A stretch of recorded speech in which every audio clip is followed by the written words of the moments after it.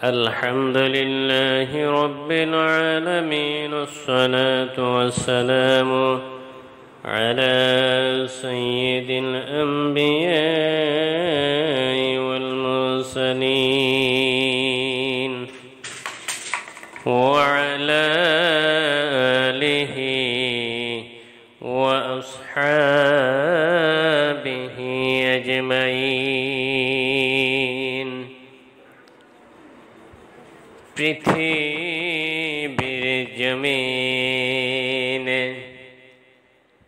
আল্লাহ রাব্বুল আলামিন 1 লক্ষ কিংবা 2 লক্ষ নবী আলাইহিস সালাতু ওয়াস সালামকে প্রেরণ করেছিলেন।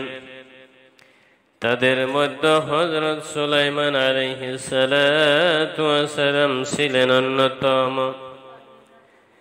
আল্লাহ রাব্বুল আলামিন যে সমস্ত নবী আলাইহিস সালাতু ওয়াস সালাম প্রেরণ করেছেন তাদের মধ্যে সর্ব শক্তিশালী প্রজ্ঞাময় সম্পদের অধিকারী নবী হলেন হযরত সুলাইমান আলাইহিস সালাতু ওয়াস সালাম। আজ আমরা হযরত সুলাইমান আলাইহিস সালাতু ওয়াস সালামের জীবনী সম্পর্কে জানব ইনশাআল্লাহ। বাল্যকালে সুলাইমান হযরত দাউদ আলাইহিস সালাতু ওয়াস সালামের মৃত্যুর পর সুযোগ্য পুত্র সুলাইমান তার স্থলাভিষিক্ত হন।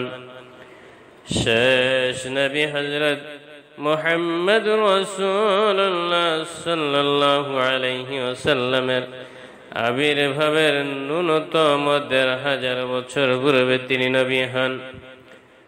সুলাইমান আলাইহিস সালাতু ওয়াস সালাম ছিলেন পিতার ১৯ জন পুত্রের অন্যতম। আল্লাহ পাক তাকে জ্ঞান প্রজ্ঞায় নবুয়তের সম্পদে সমৃদ্ধ করেন। এছাড়াও তাকে এমন কিছু নিয়ামত দান করেন যা অন্য কোন নবীকে আল্লাহ পাক দান করেননি।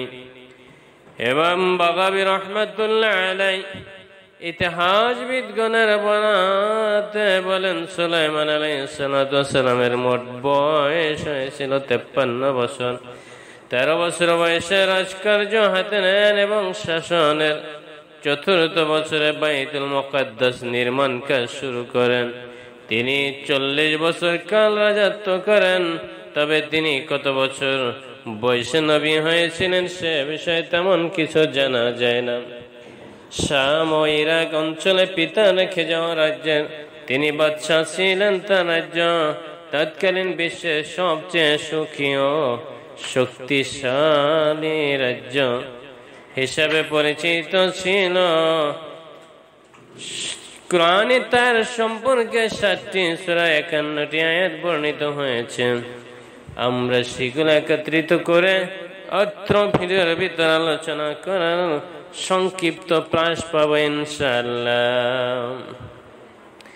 সুলাইমান আলাইহিস সালাতু ওয়াস সালামের বৈশিষ্ট্য সমূহ আল্লাহ রাব্বুল আলামিন দাউদ আলাইহিস সালাতু ওয়াস সালামের ন্যায় সুলাইমান আলাইহিস সালামকে বিশেষ কিছু বৈশিষ্ট্য দান করেছিলেন যা আর কাউকে দান করেননি। তার মধ্যে অন্যতম হলো বায়ু প্রবাহে অনুগত হওয়া, অর্থাৎ হযরত সুলাইমান আলাইহিস সালাতু ওয়াস সালাম বায়ুতে তথা বাতাসের উপর শূন্যে এক দেশ থেকে অন্য দেশে গমন করতে পারতেন। তামাকে তরল ধাতুতে পরিণত করা, জিনকে অধীনস্থ করা, পক্ষীকুলকে অনুগত করা, পিপীলিকার ভাষা বোঝা, অতুলনীয় সাম্রাজ্য দান করা, প্রাপ্ত অনুগ্রহ রাজির হিসাব না রাখার অনুমতি পাওয়া, এ সম্পর্কে আমরা ধারাবাহিকভাবে আলোচনা করব ইনশাআল্লাহ। সর্বপ্রথম হলো বায়ু প্রবাহকে তার অনুগত করে দেওয়া হয়েছিল। তার হুকুম মতো বায়ু তাকে তার ইচ্ছা মতো স্থানে বহন করে নিয়ে যেত। তিনি সদল বলে বায়ুর পিঠে নিজ সিংহাসনে সাওয়ার হয়ে 2 মাসের পথ একদিনে পৌঁছে যেতেন। যেমন আল্লাহ তাআলা বলেন, ওয়ালি সুলাইমানের রূহা গুদুহা শাহরান ওয়া রূহাহা শাহরান। আল্লাহ রাব্বুল আলামিন বলেন, আমরা সুলাইমানের অধীন করে দিয়েছিলাম বায়ুকে, যা সকালে 1 মাসের পথ, বিকালে 1 মাসের পথ অতিক্রম করত। উল্লেখ্য যে ইবনে আব্বাস রাদিয়াল্লাহু তাআলা আনহু এর নামে যে কথা বর্ণিত হয়েছে যে মানুষ জিন্নের 4 লক্ষ আসন বিশিষ্ট বিশাল বহর নিয়ে সুলাইমান আলাইহিস সালাম বায়ু প্রবাহে যাত্রা করতেন এবং সারা পথে সালাতরত থাকতেন এবং মহা নিয়ামত প্রদানের জন্য আল্লাহর শুকরিয়া আদায় করতেন। এত দ্রুত চলা সত্ত্বেও বায়ু তরঙ্গ তাদের উপরে কোনরূপ চাপ সৃষ্টি হতো না এবং রোদ বৃষ্টি থেকে রক্ষার জন্য মাথার উপরে দিয়ে লাখ লাখ পাখি ছায়া তাদেরকে ছায়া করে যেত।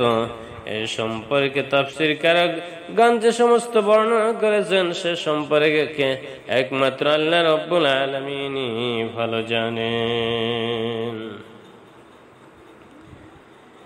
আল্লাহ রাব্বুল আলামিন অন্যত্র বলেন, আর আমরা সুলাইমানের অধীন করে দিয়েছিলাম প্রবল বায়ুকে যা তার আদেশে প্রবাহিত হতো ওই দেশের দিকে যেখানে আমরা কল্যাণ রেখেছি, আর আমরা সকল বিষয়ে সম্যক অবগত রয়েছি। অন্য আয়াতে আল্লাহ রাব্বুল আলামিন বলেন, বায়ু অর্থ রুখা বলেছেন, যার অর্থ মৃদু বায়ু, যা শূন্য তরঙ্গ সংঘাত সৃষ্টি করে না। আসিফাতু রুখা দুটি বিশেষণের সমন্বয়। এভাবে হতে পারে যে কোনরূপ তরঙ্গ সংঘাত সৃষ্টি না করে তীব্র বেগে বায়ু প্রবাহিত হওয়াটা ছিল আল্লাহর বিশেষ রহমত এবং সুলাইমান আলাইহিস সালাতু ওয়াস সালামের অন্যতম মুজিজা। উল্লেখ্য যে হাসান বসরি নামে যে কথা বলা হয়ে থাকে যে একদিন ঘোড়া তদারকি করতে গিয়ে সুলাইমানের আসরের সালাত কাজা হয়ে যায়। সেই ক্ষোভে তিনি সব ঘোড়া জবাই করে দেন। ফলে তার বিনিময়ে আল্লাহ তাকে পুরস্কার সব বায়ু প্রবাহকে অনুগত করে দেন। যে বলে যে তাফসীরের কিতাব সমূহে চালু আছে সম্পর্কে আল্লাহ রাব্বুল আলামিনই ভালো জানেন। তবে বিশুদ্ধ ঘটনা হলো, যখন সুলাইমান আলাইহিস সালাতু ওয়াস সালাম বিনা ইঞ্জিনের রাজতত্ত্ব নিয়ে মাঠ দিয়ে যাচ্ছিলেন, এমন সময় একজন কৃষক হযরত সুলাইমান আলাইহিস সালাতু ওয়াস সালামের রাজতত্ত্ব দেখে সাথে সাথে বলে উঠেছিলেন সুবহানাল্লাহ। সুবহানাল্লাহ বলার সাথে সাথে সুলাইমান আলাইহিস সালাতু ওয়াস সালামের রাজতত্ত্বটি জমিনে পড়ে যায়। আর সাথে সাথে সুলাইমান আলাইহিস সালাম ক্ষিপ্ত হয়ে সৈন্য সামন্তদেরকে বলেন যে সুলাইমান আলাইহিস সালাম তার সৈন্যদেরকে বলেন, তোমরা তোমাদের খুঁজে বের করার দায়িত্ব দেওয়া হলো যে এমন জাদুকর কি আমার রাজ্যে আছে যে জাদুকর আমার রাজতত্ত্ব জমিনে ফালিয়ে দিয়েছে। সুলাইমান আলাইহিস সালামের সৈন্য সামন্তগণ মাঠে ঘাটে সব জায়গায় খুঁজে দেখলেন একজন কৃষক মাঠে কাজ করতেছে। আর ওই কৃষককে ধরে নিয়ে সুলাইমান আলাইহিস সালামের কাছে চলে এলেন। সুলাইমান আলাইহিস সালাম তাকে জিজ্ঞেস করলেন, রে ভাই, কেন তুমি আমার রাজতত্ত্ব জমিনে ফেলে দিলে?